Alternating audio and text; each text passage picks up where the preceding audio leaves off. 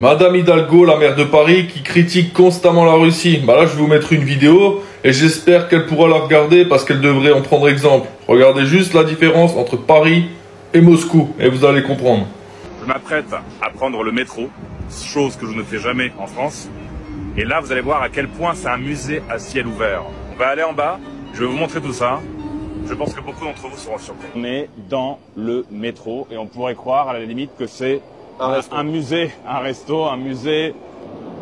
Là, vous pouvez marcher pendant des heures et des heures. Vous pouvez vous balader dans le métro, visiter chaque station, qui sont toutes plus belles les unes que les autres.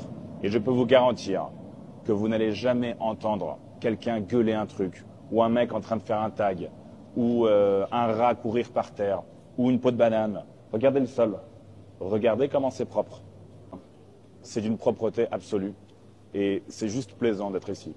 On rentre dans le métro, vous voyez, ça sent bon, il n'y a rien qui Ça traîne. sent bon, il n'y a pas un fils de avec un téléphone et de la musique, il n'y a pas un trou de qui est en train de fumer un joint. Il n'y a pas d'alcoolo. Il y a aussi une règle dans le métro russe, les gars, c'est que vous voyez, si par exemple il y a une femme qui rentre, ou une personne âgée, et qu'il y a un jeune qui est assis, il va directement se lever, il va lui dire « Asseyez-vous madame », et c'est normal, c'est la règle ici. Et c'est calme. Il y a beaucoup de monde, mais c'est calme.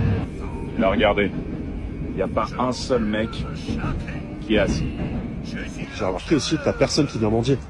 Il n'y a pas de T'as mendiant. personne de mec qui va te dire que vous auriez pas une cigarette, vous auriez pas une pièce, vous auriez pas quelque chose. Parce que les gens ici, ils travaillent. Bon bah les gars, j'espère que cette vidéo, elle vous a plu, vous voyez. Je vous ai parlé du métro, mais en même temps, on a abordé des sujets beaucoup plus profonds. Puisque comme je vous l'ai dit, le métro, finalement, bah, c'est un indicateur du peuple. C'est le moyen de transport que tout le monde utilise.